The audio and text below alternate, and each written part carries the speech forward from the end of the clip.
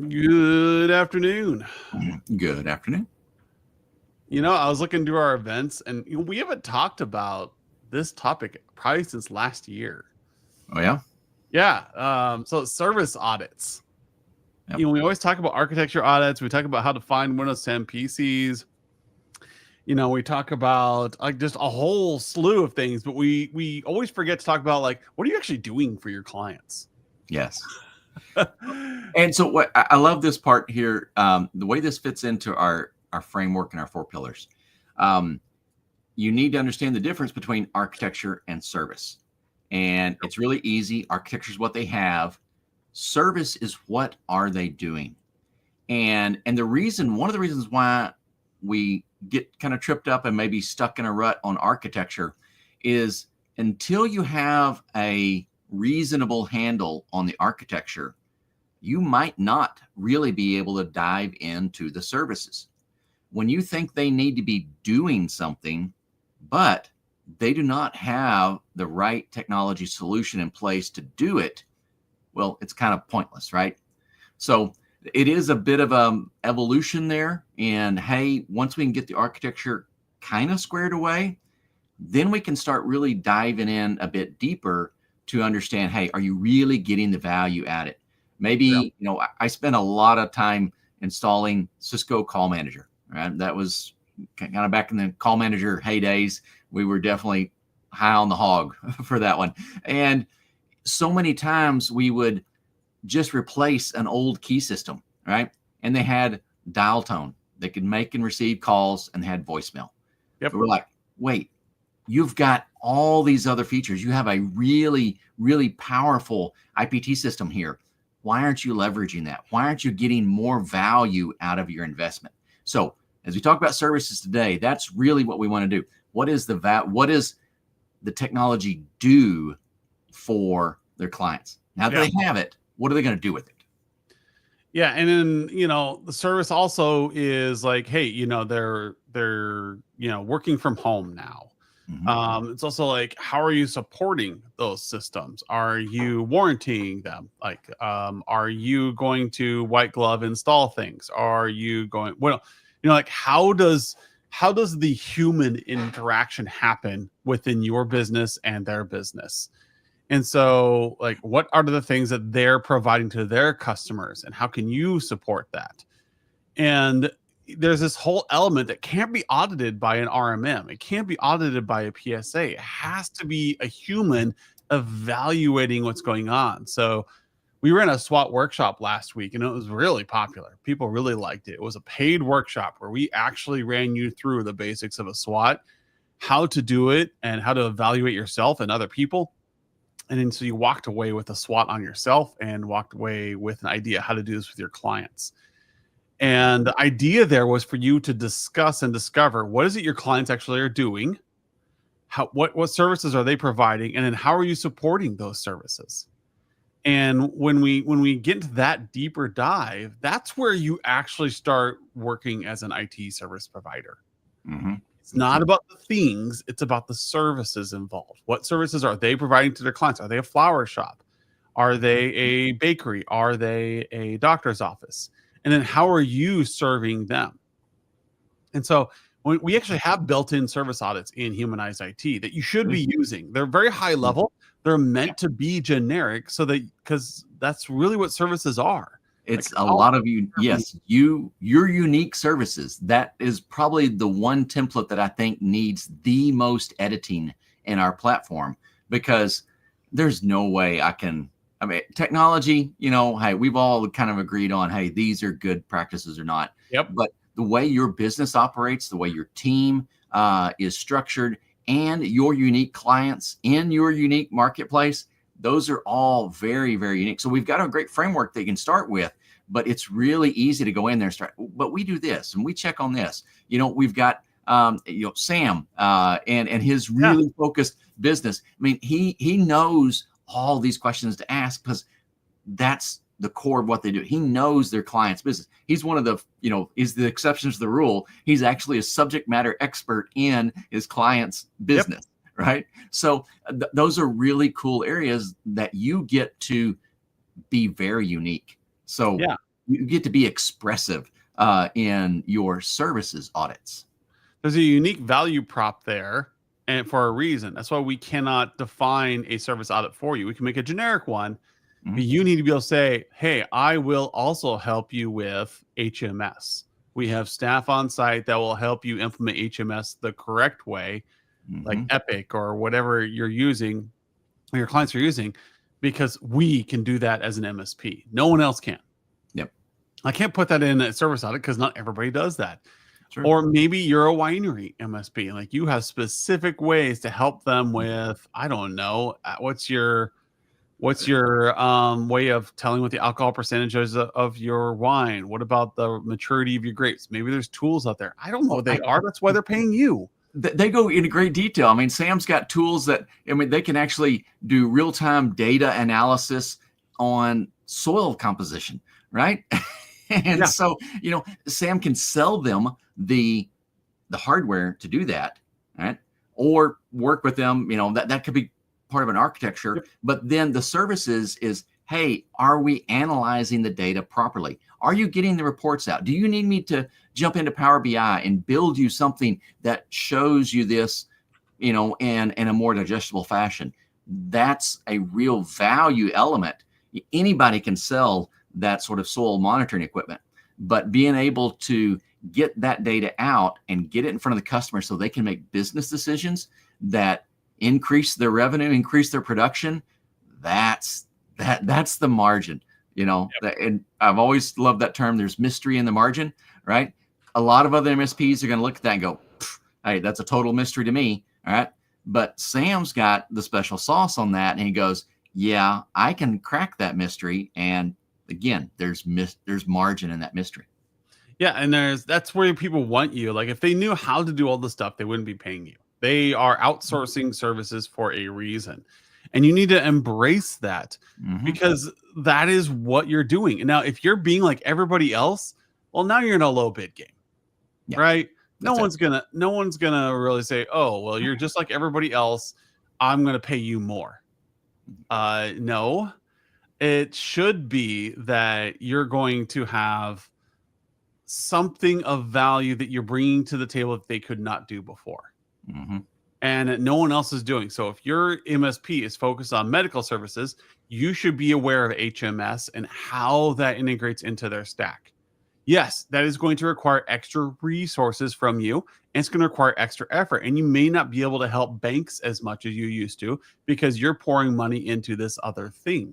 Mm-hmm. That's okay, because now every medical provider in your area is going to go, oh, this is the person, this is the MSP, this is the service that's going to Yeah. help me provide better service to my customers. If you're Yeah. helping them use their medical management or the health management system even better, they're going to be able to serve their clients better and everybody's services improve.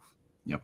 But if you're just troubleshooting their PCs, you're not helping them do their services better. You're just keeping the lights on. You're keeping the floors clean. You're like everybody else.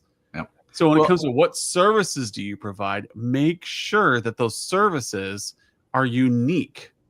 mm-hmm. And if you follow any sort of sales sort of methodology, there's always an element of the referral business, right? Well, is it just, hey, I like these guys? Hey, they pick up the phone when I call. I mean, there's some cool stuff there. But what if your customer is talking to someone else and said, hey, these guys actually gave me something that helped me increase productivity by 6%. All right. When they talk in a business perspective about what you did for their business, that referral is going to have way, way more value than, hey, these guys pick up the phone all the time, or they have a great price on their, help desk offering or something. Those are cool. All right. But a business to business conversation is really going to zero in. They helped me make more money. Think about the providers that you enjoy in your town. Do you just go to a doctor's office? Because. Or do you go to the doctor's office because they happen to also be your gynecologist? They also happen to be your the person that you go to for health advice on exercise. You know, like, why do you go to that doctor's office? And a lot of you don't have a primary care provider, and you need to look into that. But the ER is not a primary care physician, people. Yep. And here's urgent care. It's like everybody calling you for break fix. Yes. Anyways, you want a relationship. So when you think about like service providers that you have a relationship with, there's something that they're doing that you really like. You're able to say, I really like going to this auto dealership because fill in the blank. You Yep. know, Bob, they always have cookies there, or Bob is my guy. I Yep. love working with Bob. He gets me, he's funny. And he's always got some kind of weird deal going on in the parking lot. Yeah. There's always something that they bring to the table. What are you bringing to the table? What service do you have? And a lot of times that is the simplicity of a service audit, being able to walk into the client and say, hey, tell me about what you guys do so we can make sure we're supporting it really well. Yep. We might have some unique services we can provide if we know that, oh, you teach classes. Yep. Oh, you do this. Did you know that we also support e-portals or e-commerce? Mm-hmm. Well, think about from your perspective in your business, right? And so you're probably offering some sort of backup solution, right? Did you pick that just because it had the lowest cost per gigabyte?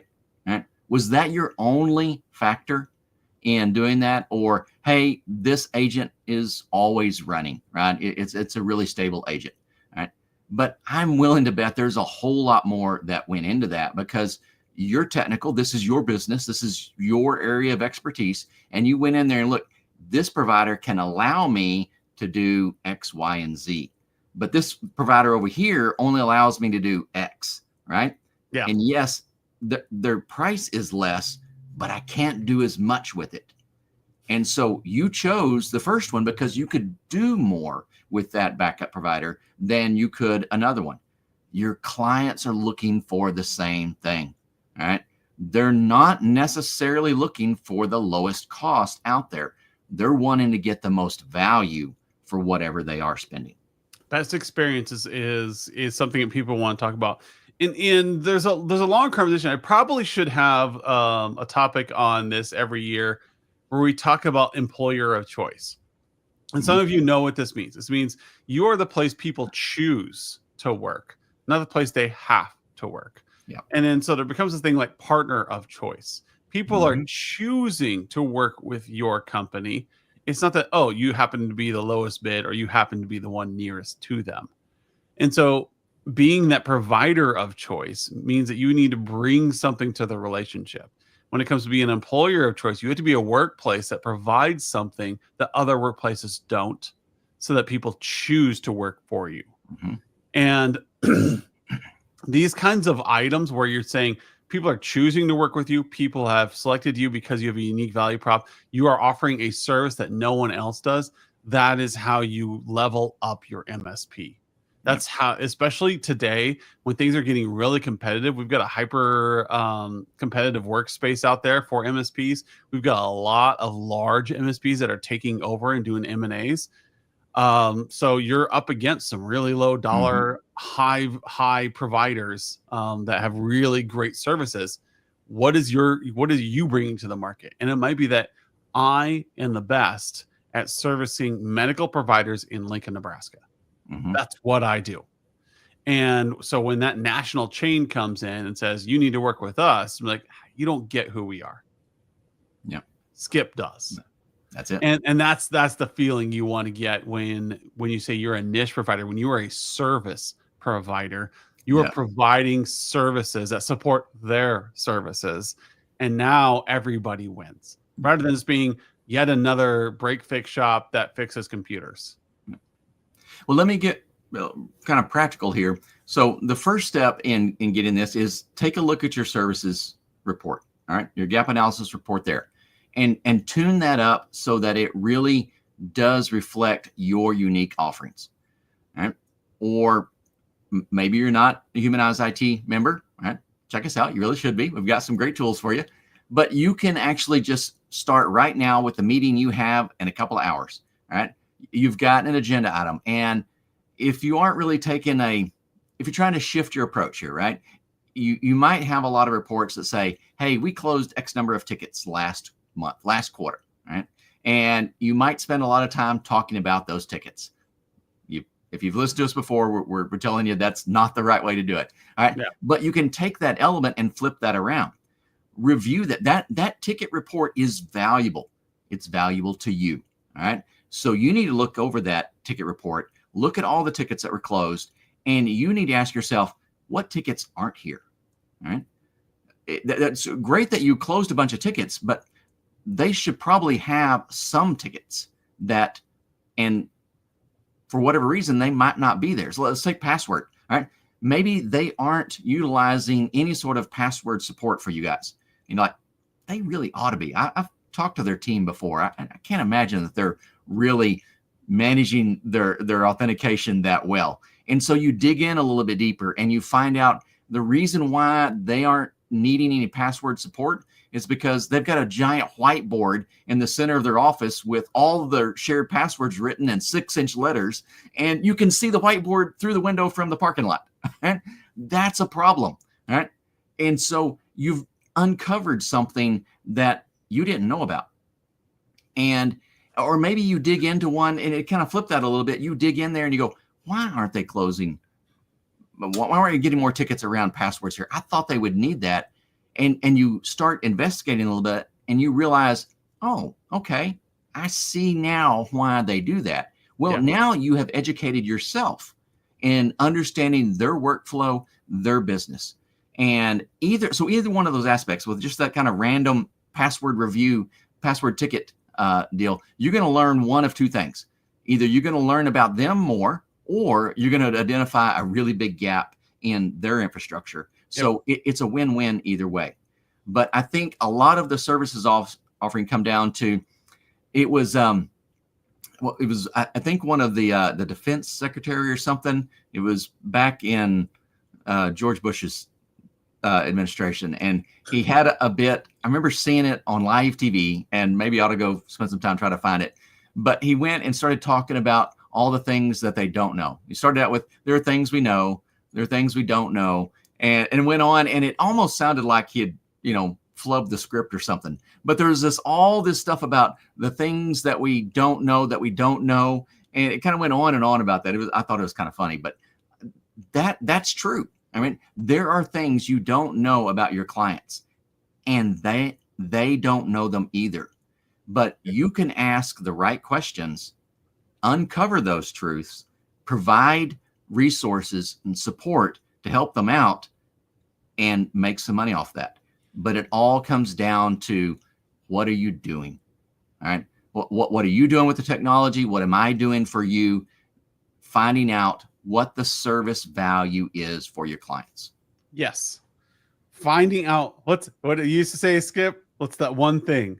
Yeah, the one thing. One thing. The one thing. Like, find out what that is. Yep. Provide that service or help them with that service. Maybe they've got a unique thing they're providing to, Lincoln, Nebraska. Maybe they're the number one bounce house provider because they can get you a bounce house within an hour.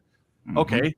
How do we get them hooked into pager duty so these requests come into their phones, so they can really get notified fast, help them with that one thing and become that partner that enables them to be that person or that company in their area, in their region. And that is where you get your unique value, but you got to discover it first. That's where you learn things like SWOT. You learn things like Porter's 7 or 5 forces. You learn things like that are allow you to do a canvas of a client and figure out what it is they don't know about themselves and what you don't know about them. Yep. And marry that data together to figure out which projects and services are going to give them an advantage in their industry. Yep. And start on this process. I mean, we always talk about this, don't eat the elephant all at once, whatever. There is a momentum that builds up here. So take one of your clients that you know pretty well, review and just ask yourself, what's missing? All right. Yep. What's not here? And track that down. And as you do that, you'll kind of figure out, I need to look here. Here's the things I need to ask. You'll get a bit of a structure in that one thing, right? And then take that and this next quarter, the rest of this quarter, do it for all of your customers. Right? It's a super easy thing to do. You're one thing, start with that, and then you can pick that up and you can scale that, and then you can get it into a framework. You can, start doing it on a regular basis. You can do it again next year. There's a lot that builds into this, but yeah, just start with one thing. Yeah. So, and that's us for this week. It's service audits are important. Understand what your client's doing, understand what you provide, and line those together. I want to leave everybody with two things today. One, it turned out Apple Podcast was broke, Skip. Ah, okay. We now have reviews on our podcast. Cool. And so they haven't told me what was wrong. All I know is that if you can please leave a review for our podcast, if you've left one in the past, it is not there. There's only like 4 left. There was 1 or 2 yesterday, and then the support magically like, oh, there's nothing wrong. Turned it off a bunch posted up like all on the same day.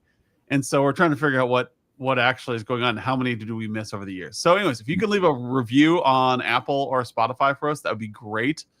Most of you leave reviews on Apple. It seems to be where most of you are listening. And then tomorrow, Friday, we should have our Datto beta goes live. So if you are willing to test that out, please let us know. We've got a couple good testers, but give us an email if you want to try our Datto RMM integration with Smart Rules. You can find a lot of revenue really fast as a beta tester. Yep. So, and on that, remember our methodology, we are very intentional about our integrations and what we do. So I've been in IT too long, so I'm not going to say 0, but there is very little chance that anything's going to break. We're not dumping a bunch of stuff. We're not, rewriting all your data. So it's a great opportunity for you to get in there and give us some feedback, and maybe there's some things that you would like to see or something that provides value to you. We're listening. All right. All this conversation we had before, we're listening to you. And if it's of value to you, it's really important to us. And we want to get that in there, get on the roadmap if we can't do it now. But if we can do it now, then that lets you take advantage of it tomorrow. Yes. So what we want to be able to do is put in the features that MSPs want, that are saving you time, that are helping you find revenue, helping you create greater conversations with your clients. Let us know, because we're not in there every day as an MSP like you guys. So let us know how we can help you be more efficient, have better conversations. We have our roadmap built for this year, and every once in a while we bump something up because enough of you requested it that we move it from, like, say, a September release to a July release. Mm-hmm. In fact, I just did one today. So. Yep. Anyways, everyone, thank you for coming on. Well, I don't think very many people are live streaming. Just the LinkedIn people are live streaming right now. Oh. But for those of you watching this as a recording, please let us know. Leave us a review on Apple, Spotify, or wherever you're listening. And we'll see you all next week. All right. Thanks.